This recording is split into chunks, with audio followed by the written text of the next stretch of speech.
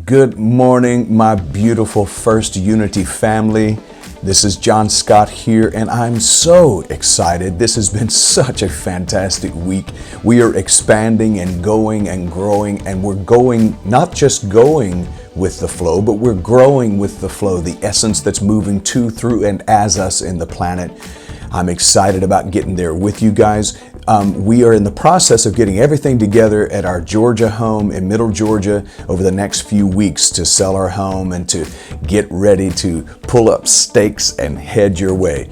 I'm so excited about that, and our family's excited as well, and it's going to be wonderful to finally be in the building with you on a regular basis. But I wanted to come to you for just a moment and share a few things because it's not lost on me. This is Mother's Day, and hopefully you are celebrating your mother.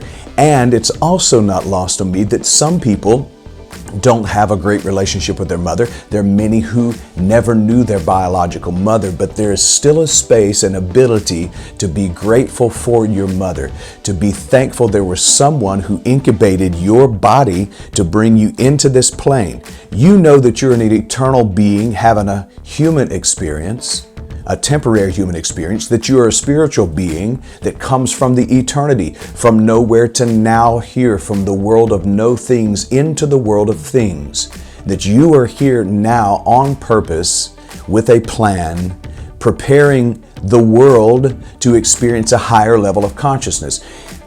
In some way, I think most of us, all of us really in the end, have signed a contract to come here and experience what we've experienced. And yes, there are some things I know that are negative, beyond your control, that have happened, but you and only you know how to deal with that. And if you survived it, you can not only survive, but you can also thrive. So happy Mother's Day to all of you. I wanted to read a little section from one of my favorite books that I go to for information and for inspiration. It's Khalil Gibran. And he said this, "And a woman who held a babe against her bosom said, 'Speak to us of children.' And he said, 'Your children are not your children.'" What an opening line. Your children are not your children. They are the sons and the daughters of life's longing for itself. They come through you, but not from you. And though they are with you, yet they belong not to you. So even with your mothering and fathering and your biological experience, ultimately you don't belong to anyone except for yourself. And that's not your body. Your body, I gotta be honest with you, my body does some of its own things sometimes, and I'm thinking to myself, why did you do that? The older we get, the more our bodies tend to act out and do their own thing. It lets me know I'm not my body, so I don't identify any longer with my body. I realize that I'm an eternal spirit that happens to be utilizing this vehicle as I navigate through this life. Khalil Gibran goes on, "You may give them your love, but not your thoughts." In other words, don't install the data, just give them your love, for they have their own thoughts. You may house their bodies, but not their souls or their essence. For their souls dwell in the house of tomorrow, which you cannot even visit, not even in your dreams. You may strive to be like them, but don't seek to make them like you. Oh.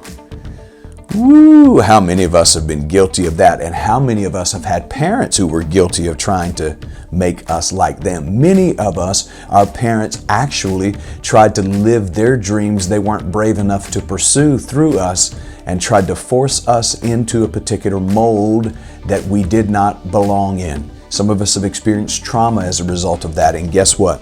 You are on the verge of healing completely from that trauma. You may strive to be like them, but don't seek to make them like you.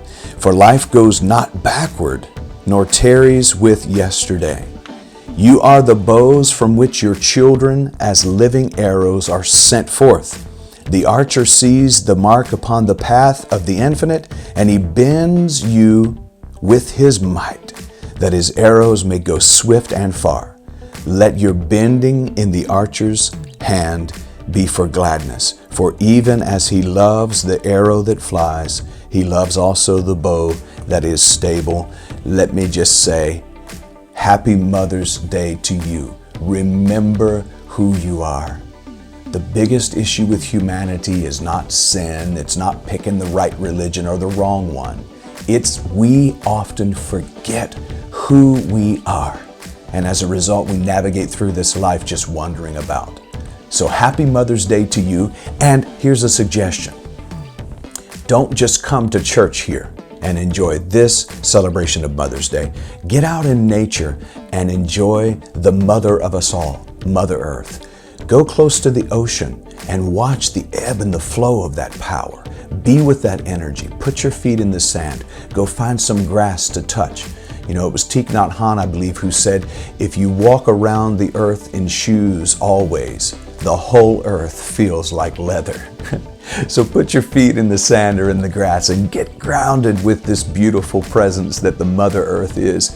Commune with the Mother Earth and find your own mothering self. Yes, you dudes too. Find that feminine side of you, that mothering, nurturing side of you.